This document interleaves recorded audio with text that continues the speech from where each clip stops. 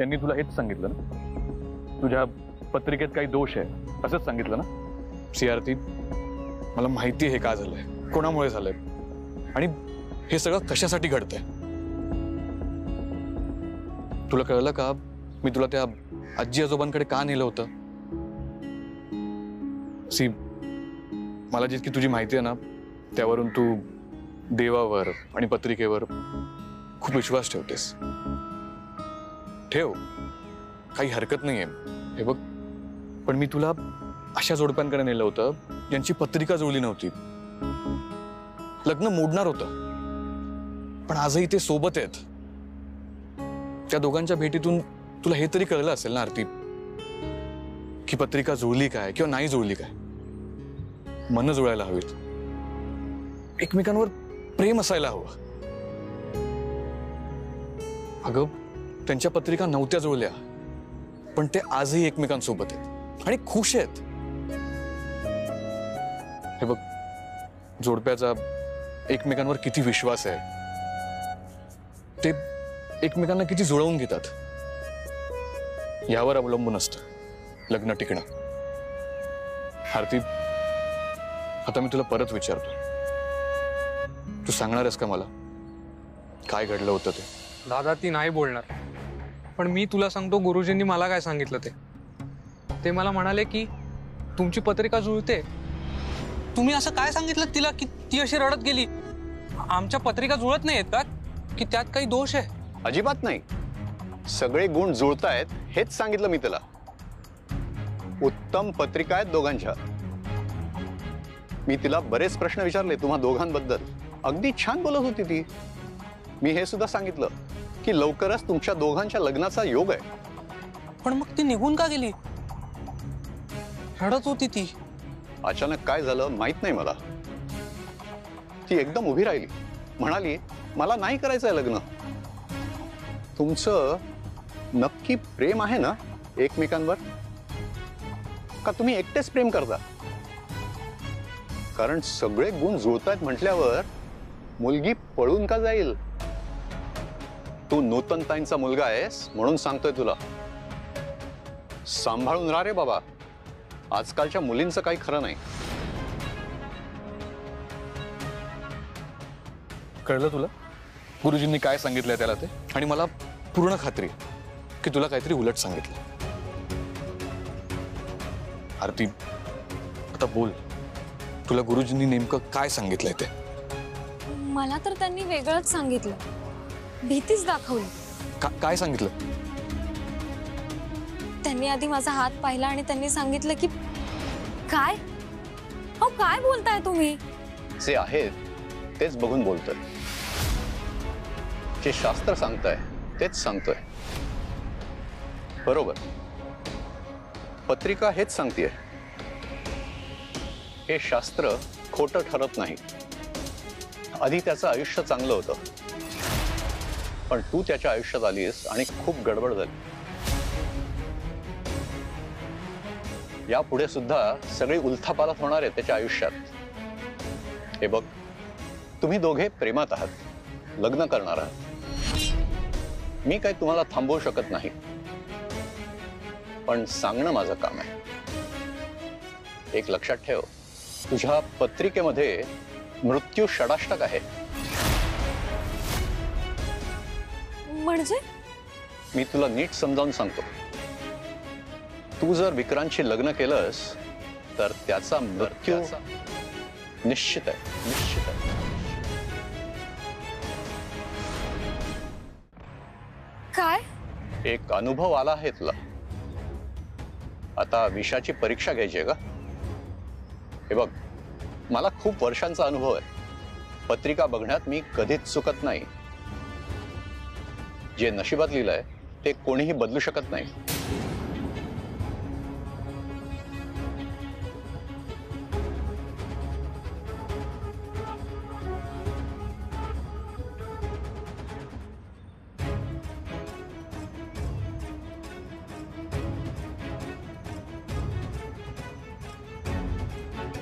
जे नशिबात लिहिलंय ते कोणी बदलू शकत नाही. तू प्रेम करतेस ना त्याच्यावर, मग तुला विक्रांतच्या मृत्यूचं कारण व्हायचंय का? नाही ना? तू त्याच्यापासून दूर जा, तरच त्याला दीर्घायुष्य मिळेल. माझ्या विद्येची शपथ घेऊन सांगतो, हा मुलगा लग्न झाल्यावर 6 महिन्यात मरणार. विश्वास नसेल तर 10 लोकांना पत्रिका दाखव. सगळे माझ्यासारखं स्पष्ट बोलणारे नसतात. ते उपाय सांगतील, पण मी सांगतोय ह्यावर काहीही उपाय नाहीये. अजून एक, हा मुलगा तुझ्या प्रेमात वेडा आहे. तू जरी त्याला सत्य सांगितलंस तरी तो लग्नासाठी हत्या करेल. त्यापेक्षा उत्तम हेच आहे की तू त्याला काहीही सांगू नकोस आणि त्याच्या आयुष्यातनं निघून जा.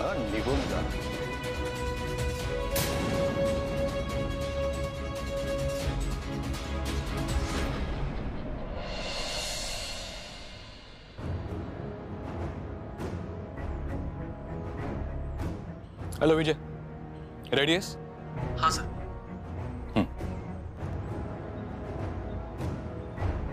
आता कळलं काय घडलं होतं ते? त्या गुरुजींनी याला एक सांगितलं आणि तुला दुसरं. आणि आरती, तू इतकी भोळी आहेस ना की तू त्या गुरुजींवर विश्वास ठेवलास. असं रडत बसण्यापेक्षा 3-4 ठिकाणी पत्रिका दाखवायची होतीस ना. बरं, आता चला माझ्या बरोबर. दादा, कुठे नेतोस तू आता? एक सरप्राईज स्टोअर आहे, चला. पण कुठे? एका बेटावर. मला त्या आजी आजोबांसारखं एक जोडपं दिसतंय. म्हणजे? कळेल तुला, चल. चल. बरं, मला सांगा, अजून काय हवंय का तुम्हाला? हो हो, सगळी तयारी झाली. तुम्ही फक्त अंगठ्या आणलेत का सांगा. हो आहेत. हे बघा अंगठ्या. आमचे सर कधी काय मागतील ना त्यांचा काही नेम नाही बघा. बरं, अजून काय हवंय का? पेढे, नारळ, वेणी, हे तांबूळ, सगळं आहे. ये. इथे का आलोय आपण? मला काहीच समजत नाही. वेदांत तरी समजेल. हे बघा, भटजी आहेत, हा विजय आणि मी. आणि आमच्या साक्षीने आज तुम्हा दोघांचा साखरपुडा होणार आहे. काय? साखरपुडा आता? हो, त्यात काय इतकं? विजयनी सगळी सोय केली आहे. भटजी तयार आहे, तुम्ही दोघंही तयार आहात. दादा, थोडी घाई होत नाहीये का? अजिबात नाही. ऍक्च्युली थोडा उशीरच झालाय. वेदांत रे, काय करतोयस तू? असं कुठे होतं का? घरी कोणाला काही माहित नाहीये, कोणाला काही सांगितलं नाही आणि आम्ही सरळ साखरपुडा करायचा. हो, ताप आला की कडू औषध प्यावंच लागतं. अरे पण कोणाला ताप आलाय? काय बोलतोयस तू? काही समजत नाही. आम्हाला समजेल असं बोल काहीतरी. आरती, सगळं समजेल. हे बघ, पत्रिकेत दोष होता. जर तुमचं लग्न झालं असतं तर विक्रांतच्या आयुष्यात काहीतरी बरं वाईट झालं असतं. आणि हे तुला सहन झालं नसतं म्हणून तू तिथून पळून निघून गेलीस. आणि दुसरीकडे तू नाहीयेस म्हणून हा परत दारू प्यायला लागला. म्हणजे त्यालाही हे सहन होत नव्हतं. याचा अर्थ काय? अगं, तुम्हा दोघांमध्ये मला ते आजी आजोबा दिसतात जे एकमेकांशिवाय जगूच शकत नाही. सो तुमचा साखरपुडा झालाच पाहिजे. दादा, पण आई. हे बघ, आणि माझी आई अण्णा? सगळ्यांना समजवण्याचं, सांगण्याचं काम माझं आहे. गुरुजी, तुम्ही विधी सुरू करा. बसा. मुलाने इथे बसा आणि मुलीने इथे बसा.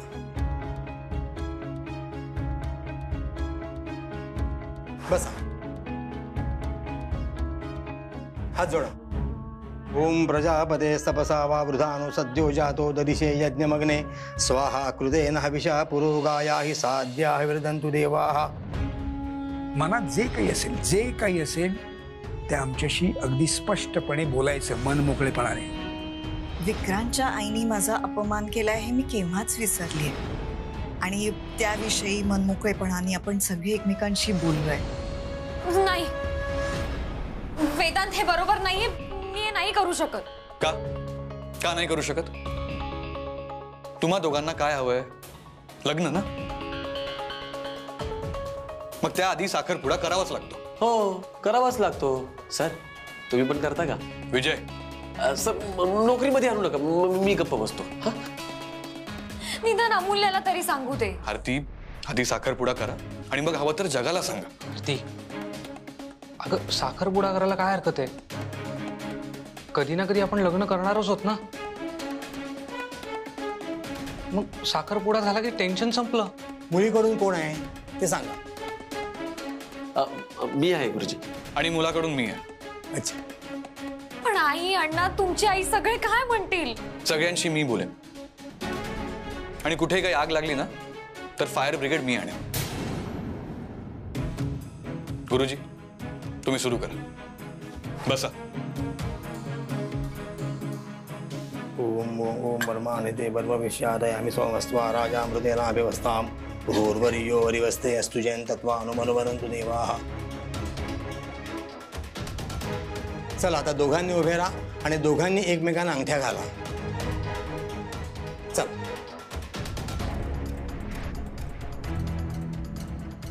विजय, हा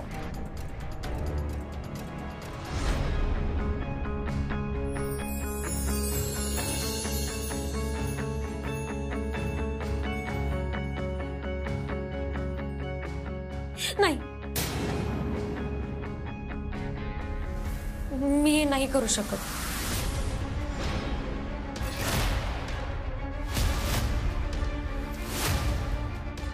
मी माझ्या आई अण्णांना नाही फसवू शकत. मी त्यांना सांगितल्याशिवाय, त्यांचा आशीर्वाद घेतल्याशिवाय नाही करू शकत हा साखरपुडा. अगं आपण फसवत नाही होत त्यांना. आरती, इथून जाऊन आपण तुझ्या आई अण्णांचा आशीर्वाद घेऊ ना. आणि मग आपल्या घरी. पण आई, मी बघतो ते. मी आहे ना. आणि तुम्ही प्रेम करता ना, मग का घाबरताय? नाही घाबरत नाहीये मी. पण आई, अण्णा, सगळ्यांचं स्वप्न आहे माझा साखरपुडा, माझं लग्न होताना बघणं. तयारी केली आईने. खूप वाईट वाटेल रे तिला. मी घरी वचन दिलंय की मी काही लपवणार नाहीये. आरती, आपण काही लपवत नाही आहोत. त्यांना सांगणार आहोत, फक्त एक अर्धा तास उशिरा. आरती, दादा म्हणतोय ना, मग करूया ना आपण साखरपुडा.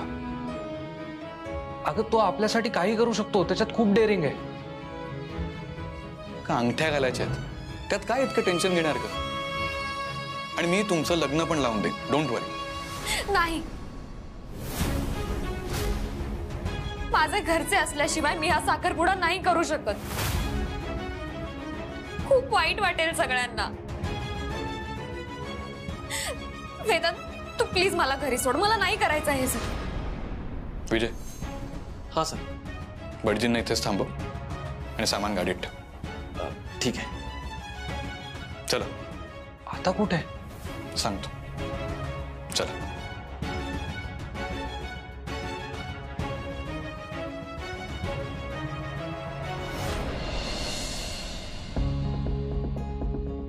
काय ग, काही कळलं का नाही? आई काहीच नाही. अहो काय करायचं, ही पोर अजून आली नाहीये. आई, आरती, आई, अगं काय? अगं तू कुठे होतीस? कुठे तू? एवढं घाबरवलंस तू. बरी आहेस ना? हो आई, मी बरी. आणि हे काय, तुम्ही दोघेही एकत्र आहात? काय काय प्रकार काय हा सगळा? अगं आम्हाला न सांगता कुठे गेली होतीस तू? काय ग? मी सांगतो. आरतीला मी घेऊन गेलो होतो.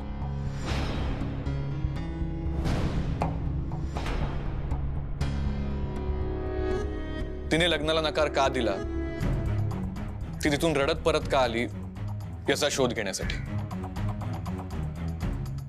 आणि म्हणून मी कोणालाच न सांगता तिला घेऊन गेलो.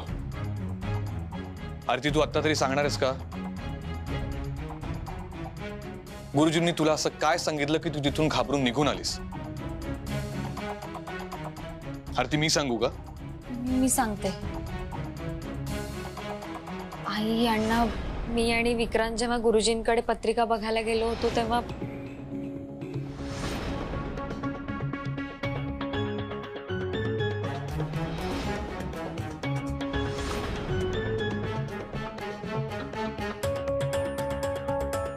माझा पत्रिकेवर विश्वास नाही, तुमचा आहे? चर्चा नाही, माझा सुद्धा नाही. माझा पण नाही, पण माझा आहे. अण्णा, त्यांनी पत्रिकेत बघूनच सांगितलं होतं ना हे सगळं. आरती, तुला आत्ता तरी कळतंय का हे सगळं का झालंय? अगं, त्यांनी तुझी पत्रिका पाहिली का नाही हे माहितीही नाहीये. ते गुरुजी जे बोलले ना, ते तुझी पत्रिका वाचून बोलले नाही. ते फक्त पोपटासारखं बोलत गेले जे कोणीतरी त्यांना सांगितलं होतं. कोणीतरी असं ज्याला हे लग्न व्हायला नकोय, त्यांना कोणीतरी हे पडवून पाठवलं होतं.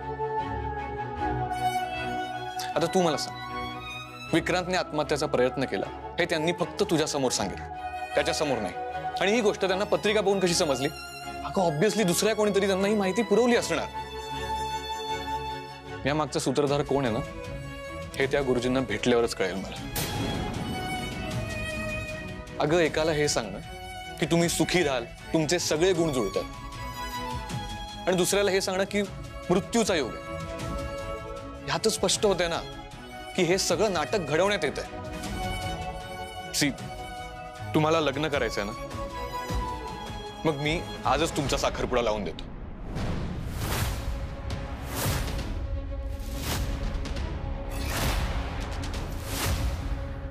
एक मिनिट वेदांत, तुमची आई. अण्णा, मी माझ्या आईसाठी खूप काही केलंय. तिला हवं होतं मी राजकारणात यावं, पण मी नाही आलो. आणि एका गोष्टीत विरोध पत्करला हा काही गुन्हा नाहीये ना. आणि जर तिने होकार दिला तर ठीक आहे, नाहीतर मी विक्रांतला घर घेऊन देईन आणि नवीन बिझनेसही सेटअप करून देईन. आणि अण्णा, आता तसंही आपण फक्त साखरपुडा करतोय. लग्नासाठी मी आईला तयार करेन, पण तरी मला असं वाटतं की जरा विचार करा. अण्णा, माझा विचार करून झाला. चला तुम्ही. एक मिनिट वेदांत, थांबा. नाही, म्हणजे मला तुमचं मत, तुमची कृती सगळं पटतंय, पण तरी मला तुम्हाला सगळ्यांना काही सांगायचंय. म्हणजे हे नातं आम्हाला हवंय, तुम्हाला दोघांना सुद्धा हवंय, पण तरी ज्या पद्धतीने हे नातं जुळवण्याचा प्रयत्न करतो ना आपण, त्यामुळे कोणीतरी दुखावलं जाणार आहे.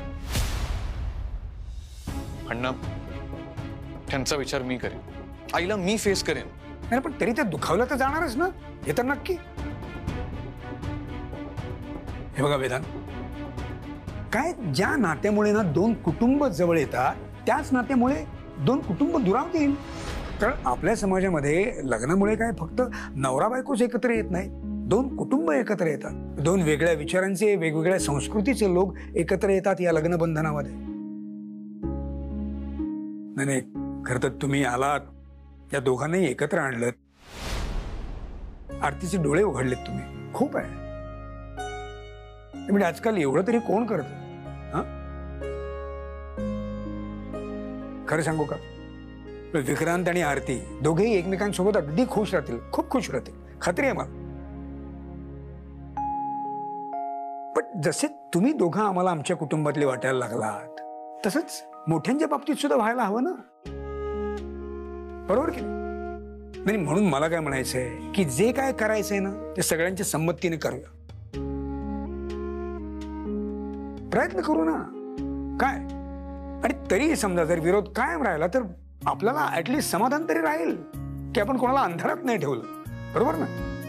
तुम्ही प्रयत्न करा, कदाचित तुमचे विचार तुमच्या आईला पटतील सुद्धा, काय सांगता येत. काय आम्हा म्हाताऱ्यांना नवीन विचार स्वीकारायला थोडासा वेळ लागतो.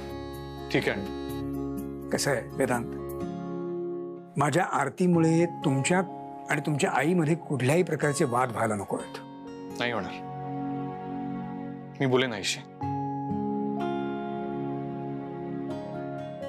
आणि कोणालाही न सांगता मी आरतीला असं घेऊन गेलो, एक धाडसी पाऊल उचलण्याचा प्रयत्न केला, ज्यामुळे तुम्ही सगळे खूप घाबरलात, तुम्हाला त्रास झाला, त्याबद्दल खरंच. अरे नाही नाही नाही, अजिबात असं वाटून घेऊ नका. आम्हाला पटलंय खरं तर, पण तुम्ही जे काही केलं ना ते अगदी योग्यच केलंय. म्हणजे आरतीसाठी हा मार्गच अगदी योग्य होता. नाही तर तिने आणखीन उशीर केला असता खरं सांगायला, नाही का? पत्रिका आणि इतर काही बाबतींमध्ये ती आमच्या सुमनवरती गेली आणि लगेच विश्वास बसतो तिचा. खरं तर आम्ही खूप खूप आभारी आहोत तुमचे, खूप आभारी आहोत. ठीक आहे, आम्ही येतो. आरती, काळजी घे.